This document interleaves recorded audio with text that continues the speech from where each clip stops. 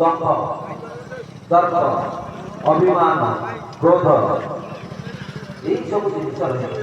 କିନ୍ତୁ ଯେଉଁମାନେ ତପସ୍ୟା କରନ୍ତି, ଯେଉଁମାନେ ଭଗବାନଙ୍କୁ ଭଲ ପାଆନ୍ତି, ସେମାନଙ୍କ ପାଖରେ ଅନ୍ୟ କିଛି ରହିଛି।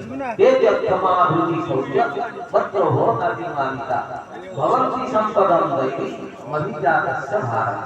ତେଜଶକ୍ତି ସେମାନଙ୍କ ପାଖରେ ଅଛି। ସେମାନେ ତପସ୍ୟା କରୁଛନ୍ତି। ଯେଉଁମାନେ ମୁନି ଋଷି ଥିଲେ ତପସ୍ୟା କରୁଥିଲେ, ଆମମାନଙ୍କ ପାଖରେ କିଛି ନାହିଁ। ଆମେମାନେ କ'ଣ କରୁଛେ?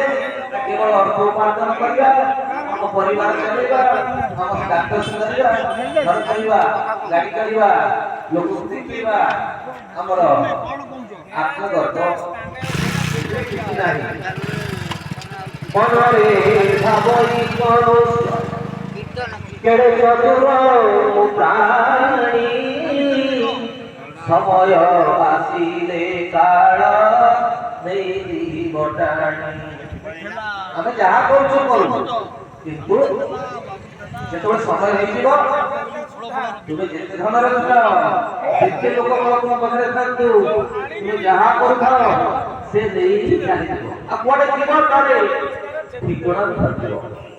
ମତେ ଯଦି କେହି ପଚାରିବେ ତୁମେ କୋଉଠୁ ଆସିଛ, ଆଗରୁ କୋଉଠୁ ଥିଲ, କହିପାରିବି। ଆଉ ତୁମର ଯେତେବେଳେ ପ୍ରାଣଟା ଚାଲିଯିବ ନା, ତୁମେ କୋଉଠି ଯିବ ତା ବି ଜାଣିବ। ତେଣୁ ଏଠି ମୋର କିଛି ବି ନାହିଁ, କେବଳ ଖାଇକି ବଞ୍ଚିବା କଥା। ତେଣୁ ଏ ଅନୁଷ୍ଠାନ ଆମକୁ ସୁଯୋଗ ଦେଇଛି। ଏଇ ଦି ଦିନ ଆମ ହାତରେ ଆଉ ଅଛି। ପ୍ରଭୁଙ୍କ ପାଖରେ ପ୍ରଭୁଙ୍କୁ ବସେଇବା, ଆଶୀର୍ବାଦ ଭିକ୍ଷା କରିବା। ପ୍ରଭୁ ଆମକୁ କିଛି ଦିଅନ୍ତୁ, ଆପଣ କୃପା କରନ୍ତୁ। ଆଉ କିଛି ମାଗିବାର ନାହିଁ। ଆଉ ଲୋକ ଅଛନ୍ତି ପଇସା, ଯେମିତି ମୋର ବେଶୀ ଉପାର୍ଜନ ହବ, ପଇସା ଉପାର୍ଜନ ହେଲେ କ'ଣ ହବ? ଆମ ଦେହ ତ ହେଲା ରୋଗର କଣ୍ଟାଘାତ। ପଇସା ହେଲେ କ'ଣ ହବ? ଏ ହେଲେ କ'ଣ ହବ? ନିରୋଗୀ ରହି ଯଦି ଆମେ ପ୍ରଭୁଙ୍କର ଆଶୀର୍ବାଦ ପାଇପାରିବେ ନା, ଏ ସବୁଠାରୁ ଶ୍ରେଷ୍ଠ ଯୋଗ, ଶ୍ରେଷ୍ଠ ବ୍ୟକ୍ତି ହେଲା ସମାଜରେ ସେଇ ଯିଏ ପ୍ରଭୁଙ୍କ ଆଶୀର୍ବାଦ ପାଇଥାଏ। ମନୁଷ୍ୟ ଜୀବନରେ ଏକମାତ୍ର ଲାଭ ଯଦି ସେ କରିପାରେ ପ୍ରଭୁ ସାଥେ ଭାବ।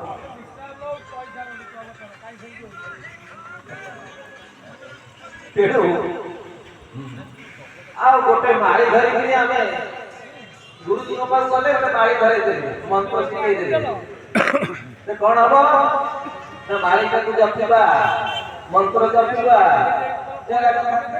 କିସ ହେବ ବସି ବସି ବାଳା ଜପିଲେ, ନମିଳିବ ନନ୍ଦ ବଳା ଭକ୍ତି ନଥିଲେ।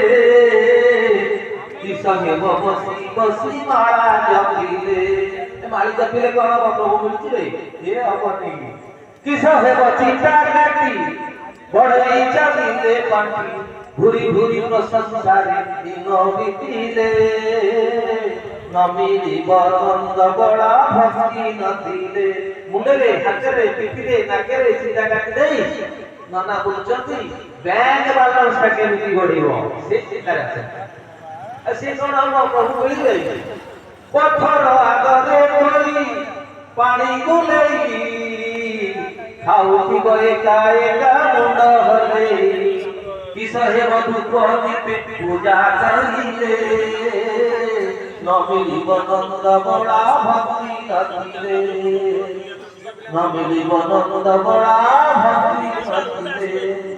ଠାକୁର ପାଖରେ ଭୋଗ ନେଇ ଥୋଇଦବ, ନନା ଭୋଗ କରିଦବ, କାକୁଡ଼ି ଭୋଗ, କଦଳୀ ଭୋଗ ଅଛି ବାଣ୍ଟିଦବ, ତଳେ ଗୋଲାପଜାମ ଅଛି, ମୁଁ ଖାଇକି ମତେ ଦେଇଦିଅ, ଘରକୁ ଚାଲିଯିବି। ଆଉ ଏଇ କଥା ତ ସବୁ ସ୍ୱାର୍ଥ ତ୍ୟାଗ କଲେ ପ୍ରଭୁଙ୍କୁ ପାଇବା।